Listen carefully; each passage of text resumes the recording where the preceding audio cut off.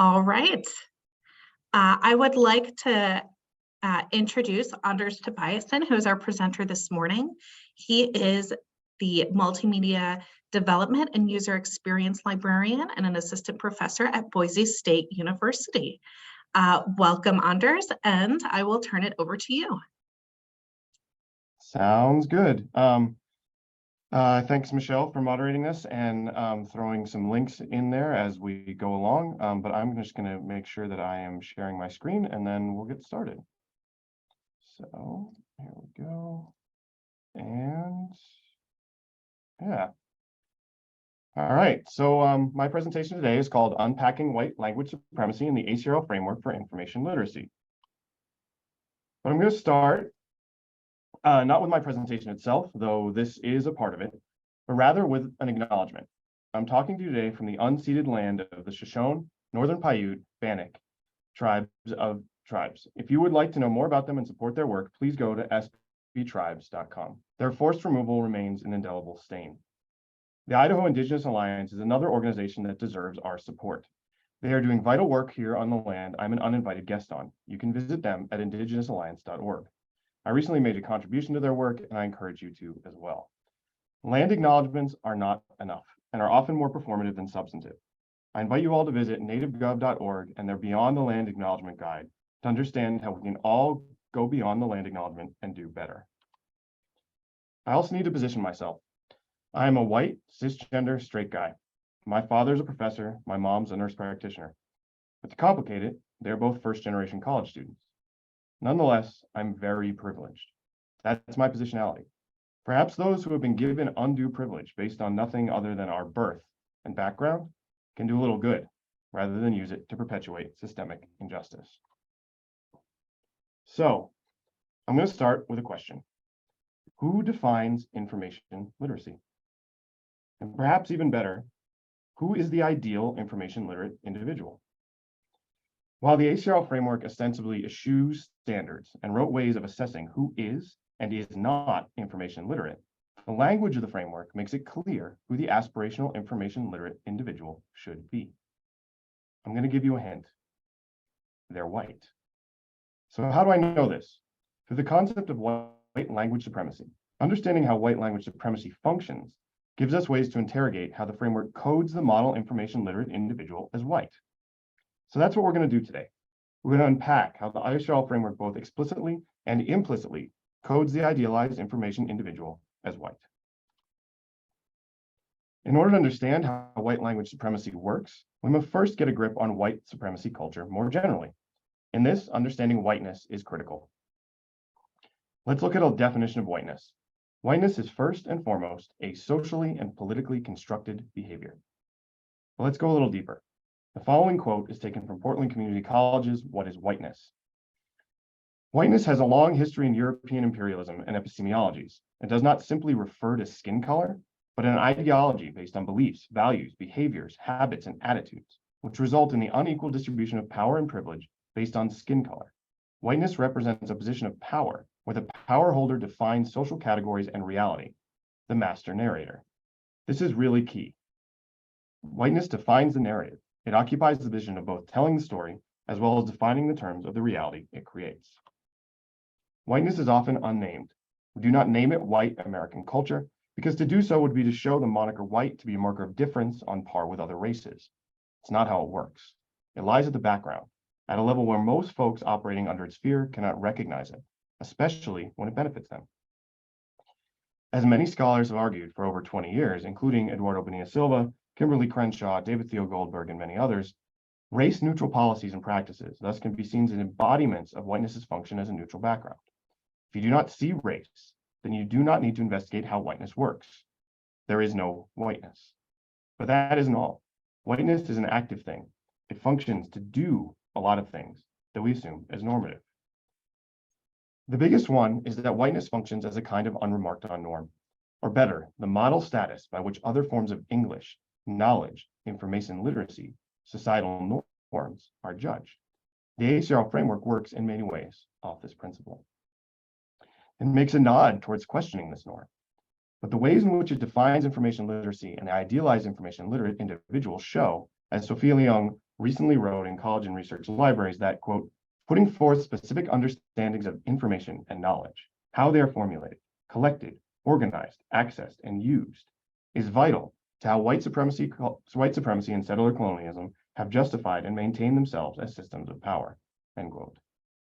The really important thing in terms of white language supremacy and the ACRL framework is the ways in which the framework defines the organization, access, and use of information available to an idealized information literate individual, and how this maintains whiteness norms.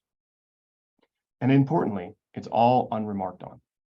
As we shall see, one of the keys to understanding how whiteness functions in the framework is the idea of it as a neutral background, as an unremarked on norm and standard. It literally means that it underpins the very architecture of the framework itself. It's a conceptual basis of how the framework defines information literacy. Excuse me. The idea that defining what knowledge is a very librarian thing and has deep historical and problematic roots, and is important to my exploration of whiteness in the framework. It frames how librarianship and the ways in which we collectively have defined what it means to be information literate have upheld white supremacy culture. But more specifically for this talk, it means that the language we use to define who is information literate, and more importantly, who is not, is created within and sustains this environment. We cannot also divorce this from the larger context of the academy and academic knowledge creation more generally. But lots of folks have gone down that path, and it's not really the focus of my talk here today. In their book, Knowledge Justice, Sophia Leong and Jorge Lopez-McKnight write that, quote, by validating what is and is not knowledge, through the scholarship LIS produces, collections we center and make space for, institutional arrangements and classification systems, LIS plays a key role in reconstructing whiteness, gender, and racial power, because knowledge, as it exists in library and archival collections, is created predominantly by white, cisgendered, wealthy, non-disabled, heterosexual men, and in support of white hegemony. Knowledge is considered objective, color-evasive, and true. Any other ways of knowing are not valid knowledge, and therefore do not belong in a library or archive, end quote. My project is to add the idea that by defining the ways in which to become information literate, LIS constructs an idealized information literate individual who is inexorably coded as white. The critique that Leong and Lopez-McKnight are making in their scholarship broadly challenge us to really rethink the role of the library in white supremacy culture. And it equally applies to how we've created our foundational framework. So before we get into the weeds, as it were, of the ACRL framework, let's get a bit of a grasp on what white language supremacy actually is and the theories behind it. The Conference on College Composition and Communication Statement on White Language Supremacy, or WLS, is a great place to start. While I recommend reading the entire statement, for our purposes today, I want to focus on this foundational section. They write that, quote, WLS assists white supremacy by using language to control reality and resources, by defining and evaluating people, places, things, reading, writing, rhetoric, pedagogies, and processes in multiple ways that damage our students and our democracy, end quote. In other words, by using language, and universally the definition of what is or is not literacy, WLS assists white supremacy. And we can easily see how this dovetails with Leong and Lopez-McKnight's ideas about the role of librarianship in constructing what counts as knowledge. By assuming that white language, and thus white literacy, are neutral, we, and I do mean we, create the very barriers we supposedly wish to break down. Sal Inoue's speech at the 2019 Conference on College Composition and Communication is a really great place to start with understanding how we conceive of the paradox of teaching and being in a world built on white language supremacy. His parable, which I won't play here, but involves withholding food from a starving person because of a need to retain possession of your garden, and final thoughts are particularly powerful. It's these final thoughts I want us all to attend. It's a shitty compromise to sacrifice something in your body, to cut out a part of your tongue, to let some of your soul leave out of existence in order to live, prosper, or make changes in the world that doesn't come out. So don't get hung up on the nuances of reality. Food in the story is not language. It's power. The power to judge and make and or control standards. The point is a Marxian. Who owns the means of opportunity, production, and classroom? We all behave, but most of us are still required to give grades. Oh, sorry, I jumped into the chat and yes, I can, just a second. Volume's too low and can't hear. Okay, I will, it's not playing through Zoom. Okay, let's try this again. All right, we're going to turn on captions. Sacrifice something in your body to cut out a part of your tongue to let some of your soul be out of existence in order to then transform and change the world that those who come after you. So don't get hung up on the nuanced reality. Food in the story is not language. It's power. The power to judge and make and or control standards. The point is a Marxist. Who owns the Oh, okay. It worked before. This isn't very frustrating. Sorry about that. Share. All right. Now I have to go to Zoom. All right. Let me just pause just a second. Same as system.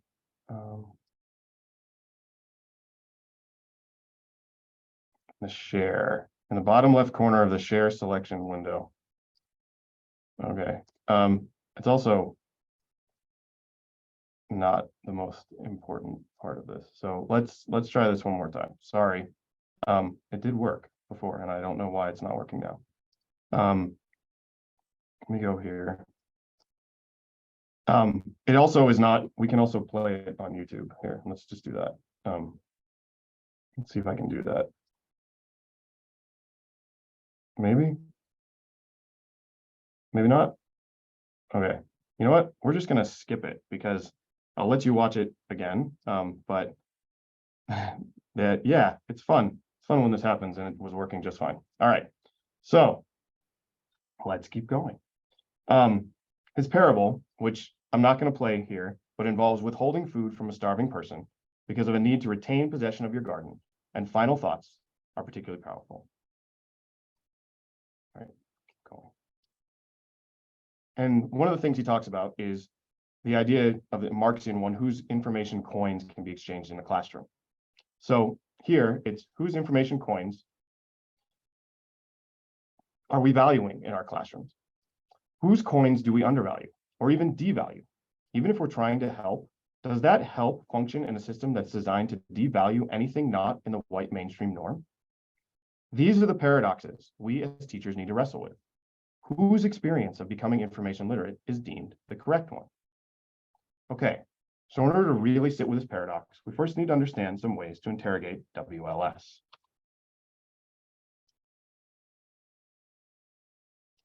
To start with, Habits of White Language Supremacy, HOWL, is a framework developed by Inoue to explain the ways in which white language supremacy inhabits both explicit and implicit assessment practices in the teaching of English writing and composition.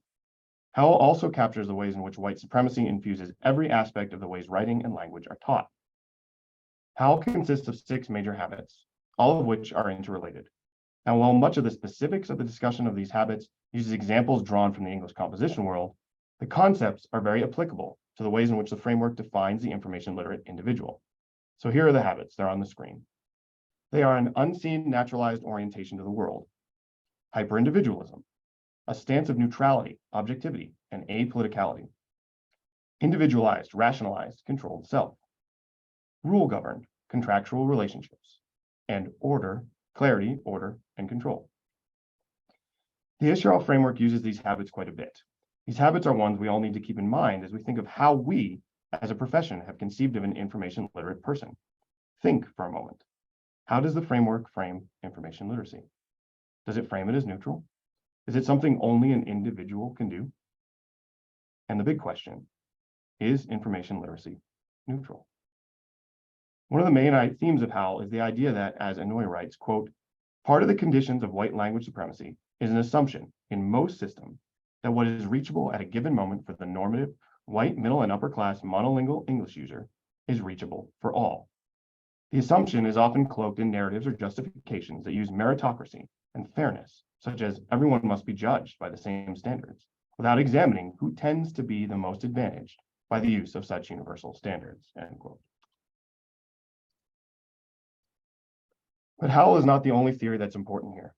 White language supremacy is also a massive part of anti-racist Black language education and pedagogy. April Baker Bell, someone we should all be a lot more familiar with, writes a ton about this. The idea is that it provides, quote, provides Black students with critical literacies and competencies to name, investigate, and dismantle white linguistic hegemony and anti-Black linguistic racism, end quote. Her work highlights how asking Black language speakers to code switch in order to succeed, and punishing them for not switching to white mainstream English causes real harm, not only to their language, but to their very sense of self. As non-white students' language is devalued, so are they. When we define the information literate individual using white language supremacy, we do real and figurative violence to those who do not fit into that norm. We in LIS have been remiss not to look to the world of literacy studies, or better, composition, because information literacy is not too far from their conceptions of literacy. The idea of real harm is echoed across Inoue's work as well.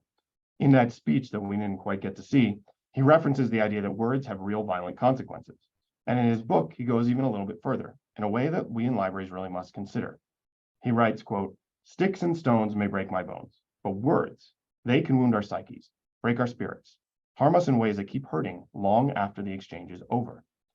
Words make us as much as we make them. That means they also hurt and help us, wound us and salve the wounds that need healing. Words are the weapons of a racist war we've been fighting for centuries," end quote.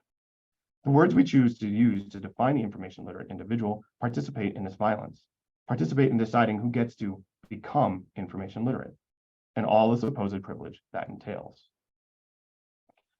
One thing missing so far from my discussion has been how whiteness operates within the sphere of academia, and more specifically within the sphere of academic discourse. Here, Faith Yakubian's 2020 dissertation is vital. She writes that, quote, "Objectivity, the concept of shared mastery, the concept of concerted mastery, and autonomy are leading canons of whiteness, reinforced by ideas of individuality and privatization or proprietorship," and goes even further to remind us that, quote, "The double standard that requires racially and ethnically marginalized persons to assimilate into white culture in order to be heard, but does not require white culture to acclimate to these same persons' cultures, vindicates white culture of the harm it causes by making being listened to conditional. It also absolves white culture of its role in causing racially and ethnically marginalized persons to perceive themselves as inferior, without looking to the double standard as a source of this perception," end quote. Our framework, both implicitly and explicitly, requires assimilation to the dominant forms of information resource production in order to be heard. And because these means of production are largely unexamined, are framed as neutral, we can see our habits of white language supremacy at work. And HOWL helps us talk about these in a way that gives us access to a more concrete way to uncover how the framework's implicit and explicit standards and assessment practices enshrine white language supremacy. I'm not the first to critique the framework, and I'm sure I will not be the last. Others, including Marcia Rabchuk, Ian Beelan, and Josh Beatty, have provided strong critiques of the ways in which information literacy is conceived of within the framework. In terms of race in the framework, Marcia Rabchuk's vital statement stands out. She writes the quote, "We cannot fully examine the information environment without understanding how it is impacted by the structural oppression of people of color, especially at the intersection of other identities. Since the framework names some of these other identities, it's peculiar that it does not include race," end quote. But if we think about that for a second, maybe it's not so surprising. One of the lessons of white language supremacy is that race is always unmentioned. Other identities can be mentioned, but the thing that truly structures the discourse, race and racism, must not be mentioned. The absence of a mention of race as a category allows whiteness to disappear and be viewed as neutral. But as we know, this is far from the case. By using the framework of white language supremacy, specifically how it howls, we can see how the absence of the naming of race creates a situation in which the ideal information literate individual is raceless, is, in other words, white. And I've been talking for about 18 minutes, so I want to take a 1-minute reflection break. And I'd love, you can either put it in the chat or just think about it, whatever you want. How does white language supremacy function in your life?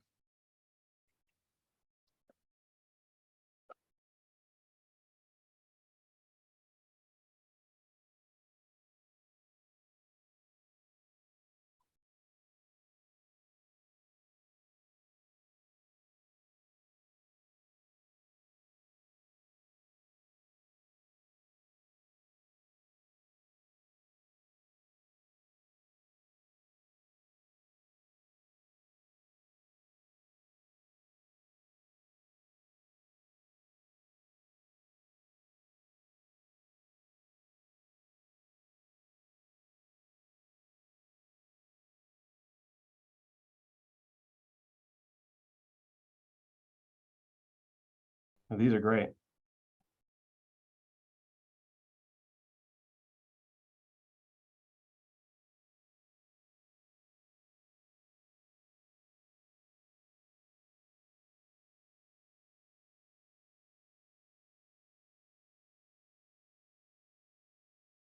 Yeah, I love that. Teaching citation styles. That certainly is one that we all think about.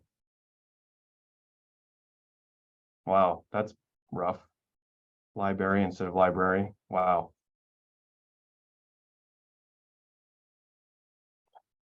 This is awesome. Thank you. So in the interest of time, I would love for you all to keep doing this, but I'm going to keep moving forward a little bit. And that's enough background, I think, for us to start to think about. Let's head into the framework. The key to the framework is the idea of developing information literate abilities. But what does that even mean? It operates at the core of the framework. It's the thing the framework is meant to help us teach students to do. But just what are these abilities and who defines them? They are deemed as a neutral thing, not as having a particular power or better power relationships in their definitions. And even more importantly here, this emphasis on developing information literate abilities implies that all relationships to information not mentioned in the behaviors are illiterate. In other words, by defining, or actually kind of not really defining, information literacy as just that which the framework says, we codified a white standard, a colorblind standard. That's anything but. To suggest that we must develop information literate abilities while not questioning how we define those abilities can also be a tool to oppress those who do not conform to the dominant standard of information as commodity and literacy as mastery as defined in the framework. As Josh Beatty states, quote, "I believe that relative to its overall place within the library, information literacy is of outsized importance as a potential tool of oppression.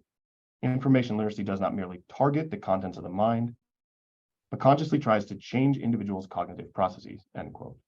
So to become information literate is to change one's cognitive processes, and more specifically, to change one's cognitive processes to fit the dominant culture of the individual master of information. There are two obvious HOWL dispositions embodied in the concept of developing information literate abilities. They are an unseen naturalized orientation to the world and hyper-individualism. Let's start with unseen naturalized orientation to the world. The way Inoue discusses this habit is important. This habit means an assumption that what the white teacher assumes is universal for themselves is actually universal and accessible to all.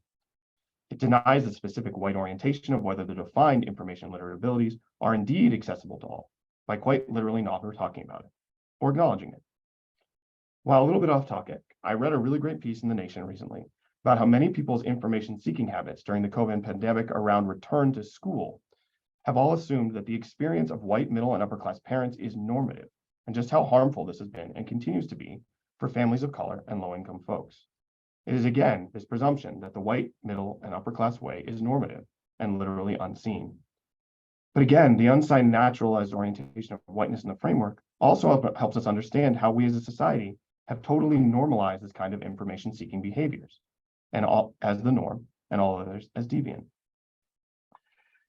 The framework, in its most general sense, also assumes a definition of information literacy that cannot really be seen as universal, and yet it suggests that it is so. By this, I mean that the becoming information literate is deemed to be a universal experience, one framed by the framework as neutral, and yet powerful at the same time. The dispositions, the knowledge practices, and the descriptions in the frames all assume a kind of universality, which is a hallmark of whiteness. Inoue calls this the God trick. In the God trick, quote, "Facts are just facts, not created or manufactured by people, processes, or language. Contexts are de-emphasized or ignored. Ideas from this orientation can be outside of the people who articulate them. A rubric or set of language expectations in a classroom, for example, is assumed to be apolitical, outside of the gendered and racialized people who made it, and the racialized and closed class groups and places these people come from," end quote.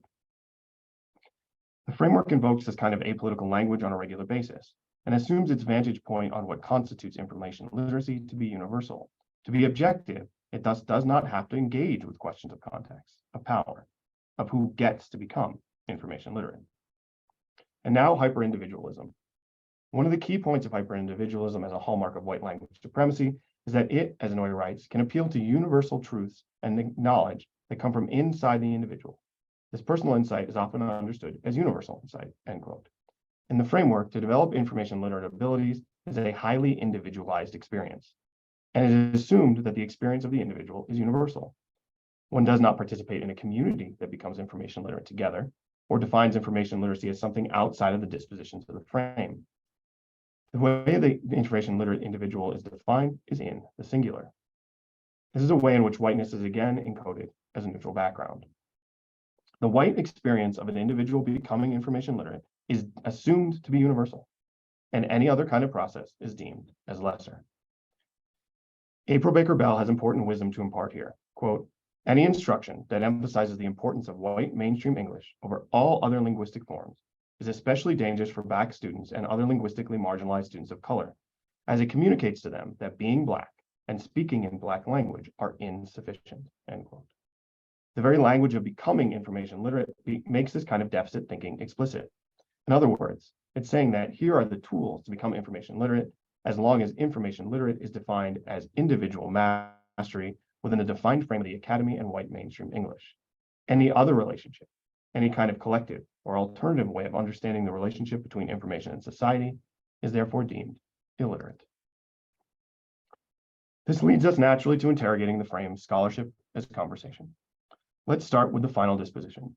Information literate individuals, quote, recognize that systems privilege authorities and that not having a fluency in the language and process of a discipline disempowers their ability to participate and engage, end quote.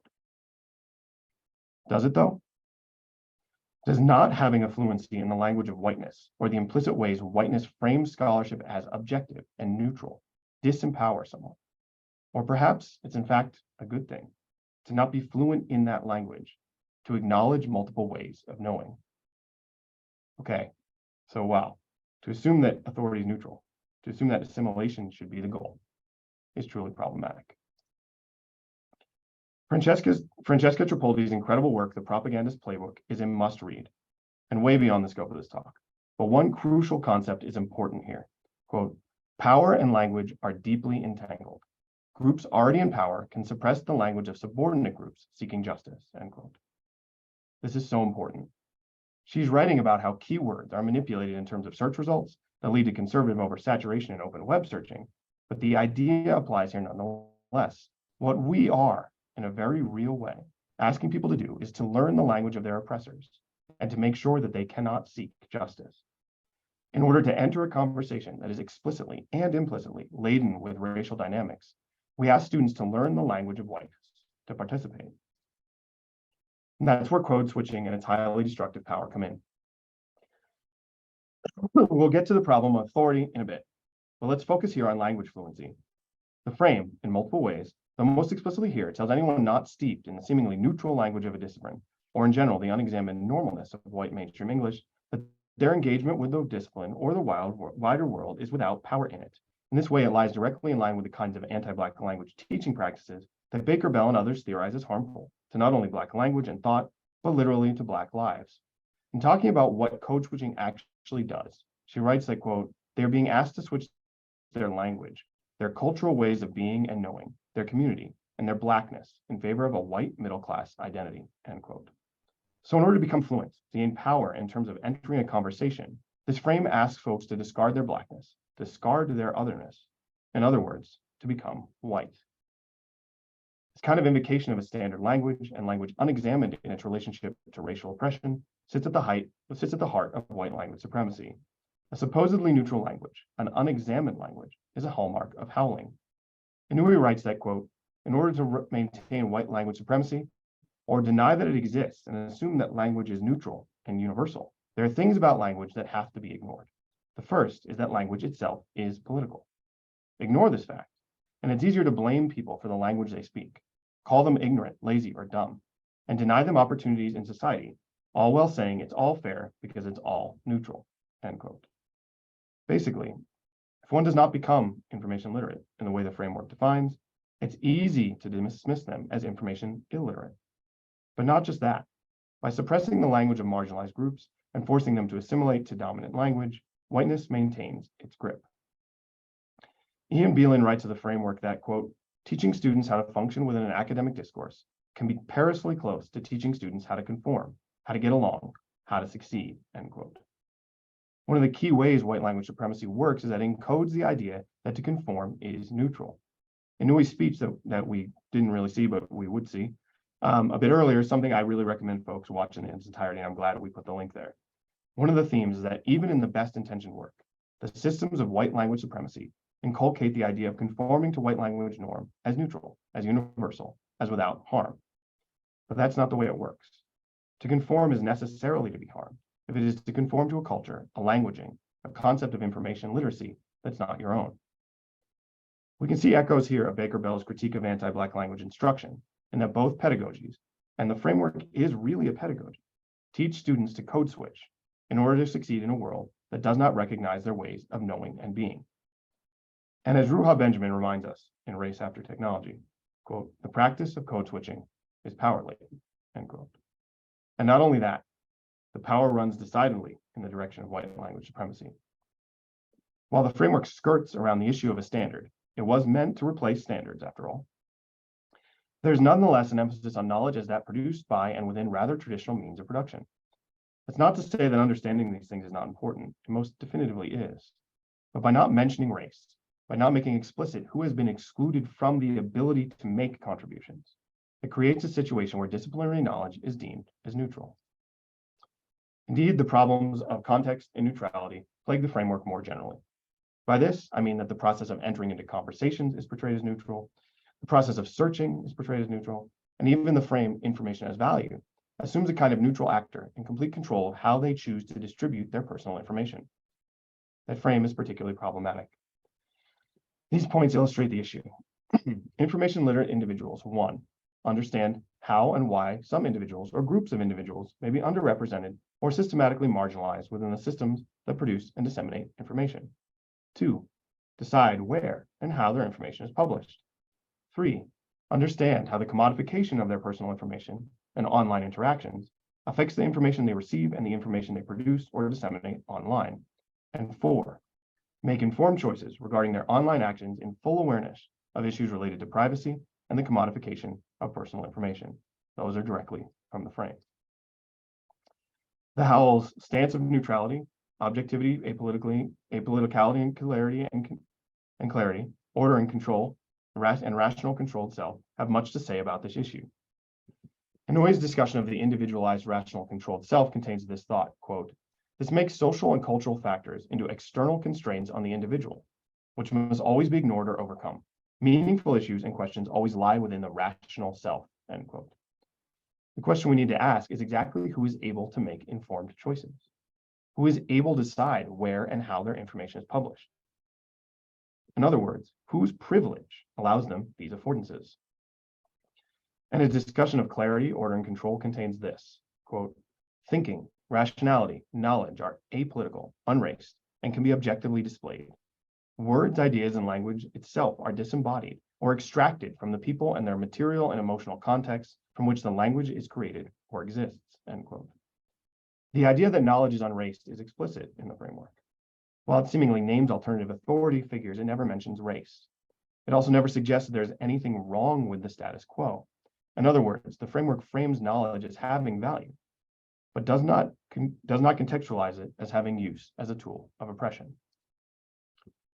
Information literacy, of course, is not framed as such a tool. Indeed, there's a liberatory sense to how the framework discusses how information literacy can work for the individual. But as Inoue powerfully writes, quote, literacy may be the key to liberation, but not all literacies liberate. Who controls literacy and its standards? Where do these things come from? End quote. Does the way information literacy is defined liberate those who do not fit into the established norms? And also, is the defined mode of information literacy even possible for most folks who are not white, middle, upper class, and monolingual? These are the paradoxical questions we all need to sit with. They're the ones I sit with as I give this presentation, and I've been thinking about this a lot. I'm coming to wonder if the framework's definition of the information literate individual might not really be a tool for liberation for all our students. In fact, it might be asking them to conform to a mode of information literacy that defeats their ability to seek justice. And it seems a bit obvious to state, but the entire frame and the framework as a whole portray these actions as neutral, as objective, as apolitical. Many white middle-class English-speaking individuals certainly can decide when and how their information is published, but this is far from universal. And yet the framework suggests this is so, or it should be so for the information literate individual. Yakubian provides some really fascinating insight here. She writes that, quote, for example, anti-racism as an educational framework and pedagogical approach challenges the epistemological presumption that stating something as neutral is insulated from subjectivity. This way of knowing, which reflects explanations of reality through the human sciences, assumes that there is not a state for the speaker in neutrality's plausibleness, end quote. The framework frames information and information literacy as neutral concepts, or becoming information literate in the way the framework defines it comes with no downside. It assumes to become information literate in these specific ways in a white supremacist culture is actually a boon, if we're not yet inherently so. The information as value frame makes this explicit, quote, however, value may be leveraged by individuals and organizations to effect change and for civic, economic, social, and personal gains, end quote. It suggests that once one learns how to make value judgments about information, one can use this to effect change, to, in effect, liberate. The information as value frame has another key contribution to make, though in terms of understanding how information literate individual is coded as white. These 2 points are key. Individuals recognize issues of access and lack of access to information sources, and 2, are inclined to examine their own information privilege. So an information literate individual merely recognizes, but does nothing to change issues related to the lack of access, and then examines their own information privilege. Who has these affordances? Who can afford to interrogate their information privilege? And again, we see a kind of neutrality invoked, in which recognizing issues is deemed good enough. The God trick is present again. And this turns us towards commodification. The lack of a discussion of the problems with commodification of personal knowledge suggests that commodification is again apolitical, unraced, somehow objective. Becoming information literate, according to the framework, requires this objectification of information, and personal objectification at that. And this is a major HOWL. And one suggests that to become apolitical is the goal. Well, we can see this across the framework where recognizing, examining, etc. are suggested as behaviors without any action associated with this process. It's also more than that. As Leong and Lopez McKnight have rightly taught us, when we frame our collections as apolitical, we define what counts as knowledge as that what is white knowledge, as whiteness itself. And when we define information literacy in a similar way, we fall into the same trap. We really must think about information literacy. We must call it that differently. Let's turn now to the authority frame, for it is, of course, the most problematic of all. Authority is contextual and constructed and contextual. It's for the unnaming of race that Rabchik rightly comes in, and it's where the place where authority is enshrined as being an individual possesses. The framing of authority howls. The description paragraph of the authority frame contains within it this sentence, quote, experts understand the need to determine the validity of information created by different authorities and to acknowledge biases that privilege some sources of authority over others. This is where race is most conspicuously absent, as Rabchik points out. There's something else going on here as well. To become an authority, one must critically embrace the idea that a singular authority exists. This is further problematized when we historicize the idea of authority and ask what the power relationship between novice and expert is. This power relationship has historically been leveraged to ensure that only certain kinds of people can become authorities. And while the frame nods towards this, still presents this fact as neutral, as just something that is, not something that needs to be or should be resisted. Yakubian has an important contribution here. She writes that, quote, the concepts of mastery and authority in the academy reverberate a colonial episteme of domination by assuming that encounters to the world should convert to information that humans consume, more like devour, master, end quote. One cannot help but see the parallels between this critique and the language of the framework. This idea easily aligns with a thread throughout HOWL, namely of the autonomous individual. And we see this again and again in the individualized approach to becoming information literate. The individual becoming information literate becomes so on their own. They use the tools of the framework, but actively seeks to become a contributor to the information ecosystem they inhabit. In other words, they seek to own the means of production, rather of information, in order to exchange this product for more authority. And it again assumes that what is reachable for the authority is reachable for all. It is ahistorical, apolitical, and colorblind. And this brings me back to the final thread that runs throughout the framework and is certainly a howler. That becoming information literate is conceived of in the framework as a colorblind process. We see this throughout, not only by a lack of explicit mention of race, but by numerous instances of what Inoue calls the God trick. In other words, where the experience of the model information literate individual is in the framework is assumed to be universal and unexamined as such. There are no overt displays of racism in the framework. In fact, it pains to paint itself as multicultural, as race neutral. But we know race neutral is anything but. By not grappling with the ways in which whiteness remains the dominant frame of the academy, and by utilizing the language of domination and authority, the framework aligns itself nicely with a worldview that suggests that the model information literate individual is raceless, is, in other words, white. White language supremacy is fully at play in the framework, and using theories such as HOWL and anti-Black linguistic racism, we can begin to interrogate how our framework is anything but a radical document, how it, in fact, maintains the status quo. We can see this in its invocation of authority, even suggested to be contextual. We can see it in who gets to control their information. We can see it in how the systematic racism, sexism, and classism in our society is rarely, if ever, mentioned. The key for me is the arrogance of the idea that folks need to become information literate, and specifically that they need to become information literate in the ways defined in a framework built on the foundation of whiteness and steeped in white language supremacy. When we assume this, well, I'll let you finish the joke. Thank you very much, and sorry for the technical issues. All right, and we have about 8 minutes of time left. Just to So I'm keep going to us on stop track. sharing. There we go.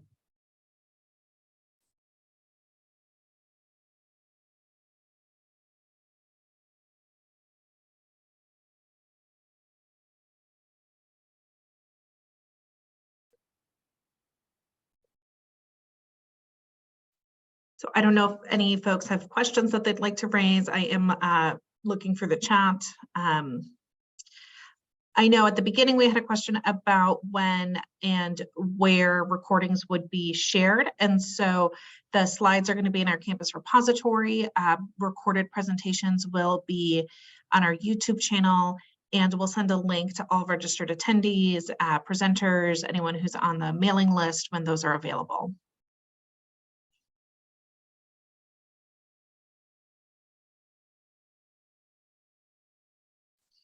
Teresa, I see you have your hand raised.